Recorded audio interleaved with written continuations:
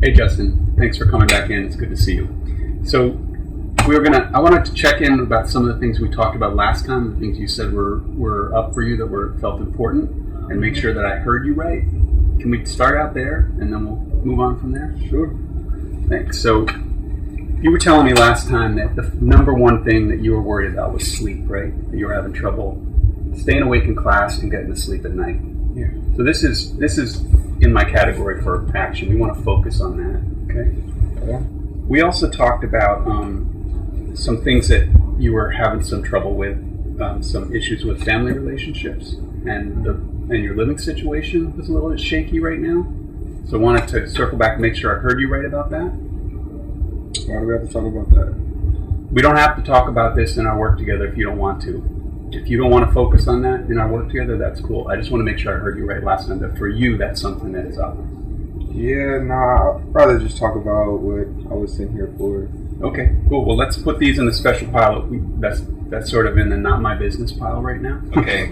You did talk about, though, and this is partly why we're here, is that there's some effect on school, right, with the sleep. Mm-hmm. So can we keep that on our radar that we're going to look at together, the troubles with school? Yeah. Okay, that one's all right.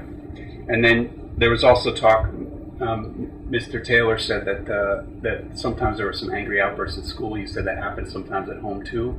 And so for you to get a handle on the school, can we also maybe just talk a little bit about the anger stuff as we move forward? Sure. You're uncomfortable with that one? Okay. All right, you're good with that. If you change your mind later and told me to back off, I'll respect that, okay? But you did last time say that was somewhat connected. I think so. I can't remember. Okay. And things change week to week. The other two here that you mentioned from the past, and we can't change these because they happened a long time ago, but you talked about when you were a kid, some neglect and some physical abuse in the home, in your mom's home, right? Mm-hmm. So I want to have those out on the table just so we honor that, because that sometimes affects things like sleep and other things. But you also told me that you didn't really want to go into that too much. Yeah. Is that right? Is that still feeling that way? Yeah. Can we keep them on the table together and just in the back of our mind so that maybe down the road you'll want to talk about them more? If you don't want to, it's fine, but just keep them in a place where we're going to have some view on them together. Sure. I won't pry into that. And again, if it feels like I am, tell me to back off, I will. But I don't want to lose sight of it because I want to help you tackle this stuff, and I have a suspicion that sometimes these might be connected, but it's really up to you. All right. Does that work for you? Mm-hmm. Would you tell me if you weren't okay with it? Yeah. Okay, great. There were some other things here that that came up that we were going to talk about that you said you wanted to maybe just keep an eye on, but not dig into too much. Some problems with family support and some problems with having access to things to do in the community. The Boys and Girls Club closed down and there's nowhere to go, and your recreation is kind of limited now. Is that right? So maybe those can sometimes be connected with this too. So maybe we can talk about those. Okay. So now we're going to have a long session today. Right. We don't have to talk about everything today. I just want to get a handle on what you told me before so we can move forward over the next, however long we're working together, that we have a kind of a game plan together.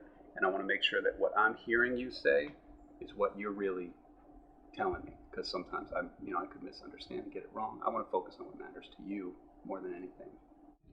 Anything that you talked about last time that was really important that I just missed, that I didn't cover today? Or anything new that's come up for you that you wish I knew about, if I'm going to be helpful? No. Okay. You touched everything. So the next thing that I think we might want to do together, if it's all right with you, is to take some of the things that you do want to focus on, particularly the sleep, the school, and the anger control, and we'll start to talk about how to imagine a goal where, like, if everything got way better in these things, what would it look like in 3 months from now or 6 months from now? Start to imagine that together, and then we'll come up with sort of a game plan. What would it look like to help you get there on your terms, also in a way that's going to satisfy Mr. Taylor and the teacher who's got a problem, because we have to get them off your back too, right? Sounds like we're going to be here all day. Today we're just here for 40 minutes.